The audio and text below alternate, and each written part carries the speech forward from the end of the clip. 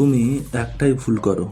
তুমি ভাবতে পারো না তোমার বডি আছে, তাই তুমি যখন জিমে যাও তুমি নিজেকে লুকিয়ে রাখার চেষ্টা করো সবার থেকে।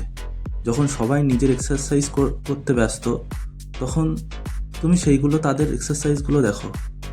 কখনো ভুলে যাও যে কটা সেট তুমি করলে, কখনো ভুলে যাও যে সেটের মাঝখানে তোমার 2 মিনিটের গ্যাপও হয়ে গেছে। কখনো ফটো বা ভিডিও করতে করতে 10-15 মিনিট কেটেও যায়। বাঘ যখন শিকার করতে আসে, কখনো মহিষ, ভেড়া বা গাধার দল দেখে না। বাঘ শুধু দেখে একটাই টার্গেট, সবাইকে নয়।